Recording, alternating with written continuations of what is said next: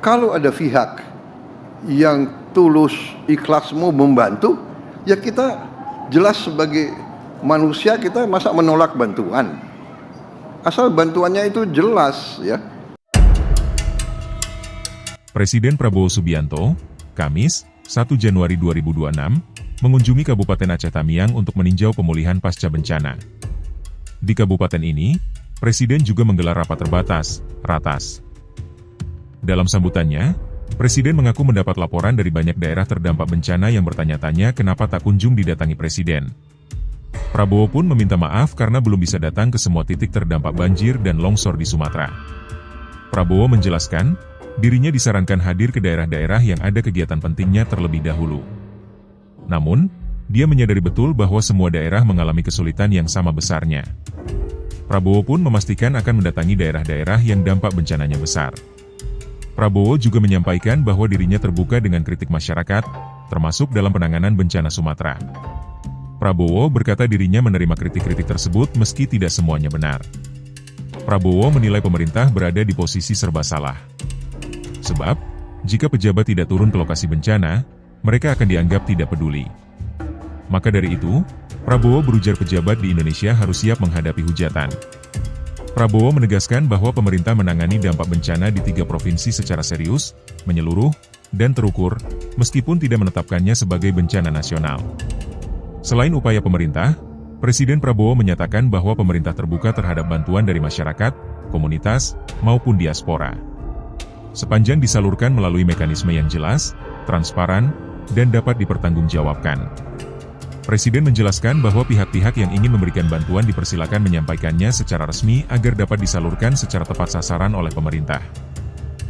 Salah satu kewajiban seorang pemimpin adalah siap untuk dihujat, siap untuk difitnah, siap untuk tapi tidak boleh kita terpengaruh dan tidak boleh kita patah semangat.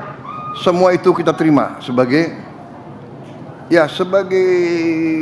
koreksi juga, nggak apa-apa.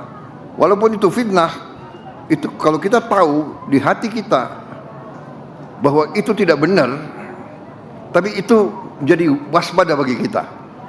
Ya, jadi saudara-saudara, saya percaya dengan bukti, evidence based. Itu cara bekerja saya. Kalau saudara perhatikan, saya jarang kasih wawancara dengan pers. Bukan saya tidak hormati pers, karena saya mengerti psikologi rakyat Indonesia. Rakyat Indonesia hanya percaya dengan bukti.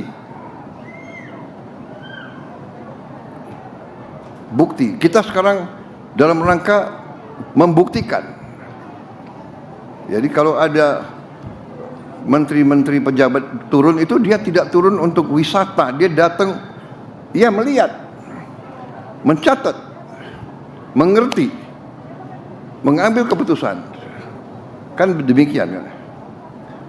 Jadi hari ini umpamanya Danantara membuktikan dalam 8 hari bisa membangun 600 hunian yang menurut saya ya cukup baik. Saya koreksi sedikit, saya tanya bagaimana ini, ya kan, seng panas, coba dipikirkan kalau bisa kita kasih apa solusi. Mungkin solusinya tidak usah mahal-mahal, solusinya mungkin dari bahan-bahan lokal, apa itu anyaman atau apa, ya kan, dari ijuk atau dari apa, dilapisi di bawahnya seng. Ya, tidak perlu bahan mahal atau hal-hal yang sangat sederhana. Mungkin cukup dengan bahan tekstil ditutup di bawahnya seng itu. Jadi hal-hal semacam itu nanti kreativitas daripada orang-orang lapangan. Tapi yang fokus kita adalah bagaimana kita bisa mengurangi, meringankan penderitaan rakyat kita.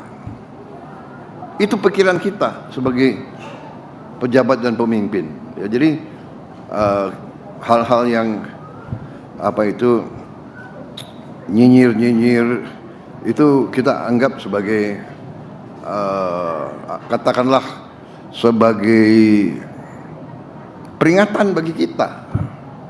Tapi kita tidak boleh terpengaruh ya. Sekali lagi, tidak datang salah. Ya kan? Datang dicari kesalahan juga, ya nggak apa-apa. Jadi tugas kita, saya walaupun tidak sehari-hari sama saudara, ya saya di pusat, ya saya berpikir bagaimana saya atasi ini, membantu saudara di lapangan, ya. Tetapi sementara nasib 280 juta rakyat Indonesia tetap harus kita urus secara nasional, ya. Jadi saudara-saudara, masih ada yang mempersoalkan kenapa tidak bencana nasional. Ya masalahnya adalah kita punya 38 provinsi. Masalah ini berdampak di 3 provinsi. Masih ada 35 provinsi lain. Jadi kalau sementara kita 3 provinsi ini kita sebagai bangsa, sebagai negara kita mampu menghadapi, ya kita tidak perlu menyatakan bencana nasional. Tetapi tidak berarti kita tidak memandang ini sebagai hal yang sangat serius. Nyatanya dari seluruh kabinet hari ini ada berapa menteri di sini? Iya kan? 2 sedang di Aceh Utara. 10 menteri sedang di Aceh sekarang. Ya, ada berapa menteri lagi yang sedang di tempat lain. Dan juga kita masih hadapi beberapa lagi kabupaten di beberapa provinsi lain yang juga ada masalah. Ya, jadi saudara-saudara, kita memandang sangat serius dan kita akan habis-habisan untuk membantu. Ya, kita sudah siapkan anggaran cukup besar, ya, untuk mengatasi ini. Tetapi juga saya sudah dilaporkan oleh Pak Gubernur dan nanti saya akan bicarakan dengan beberapa pejabat lain mekanismenya. Kalau ada pihak yang tulus ikhlas mau membantu, ya kita jelas sebagai manusia kita masa menolak bantuan. Asal bantuannya itu jelas, ya. Jadi tadi saya sampaikan kalau ada pihak yang mau beri sumbangan, silahkan monggo bikin surat, saya ingin menyumbang ini, dan nanti kita yang dilaporkan ke pemerintah pusat, nanti kita yang akan salurkan. Kalau memang dia mau bantu, umpamanya ada diaspora Aceh di mana merasa terpanggil mau bantu di Aceh, ya monggo silahkan. Ya kan, nanti kita salurkan. Ada diaspora Minang mau bantu apa itu ranah Minang, karena mungkin lebih banyak orang Minang ada di Jakarta mungkin ya daripada di Padang. Mungkin ya, Pak Doni juga orang Minang ya. Nggak apa-apa, nanti ya kan, silakan nanti bantu. Mungkin ada juga di Sumatera Utara ada komunitas orang Batak di Jawa juga besar, juga banyak. Silakan. Dari luar negeri kita kalau bantuan ikhlas dan tulus dan nanti tersalurkan, nanti kita serahkan. Nanti mekanisme kita serahkan, mungkin apakah nanti Gubernur Provinsi Aceh, Sumatera Barat, Sumatera Utara mungkin membuka rekening apa gitu kan, mungkin dana bantuan pasca bencana dibuka, yang mau kirim langsung silakan, dari dalam negeri mau beri sumbangan silakan, ya kan.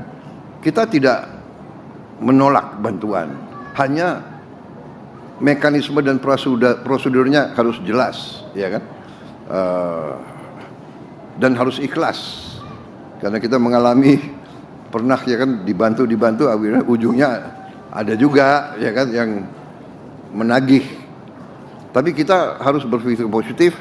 Yang penting kita secepatnya bekerja untuk meringankan penderitaan rakyat kita dimanapun. Itu tujuan kita. Ya, jadi saudara-saudara, saya terima kasih sama Danantara yang telah melakukan suatu pekerjaan yang saya lihat baik. Ya, ini membangun 600 hunian dalam waktu singkat, itu suatu prestasi. Download Tribun X sekarang, menghadirkan lokal menjadi Indonesia.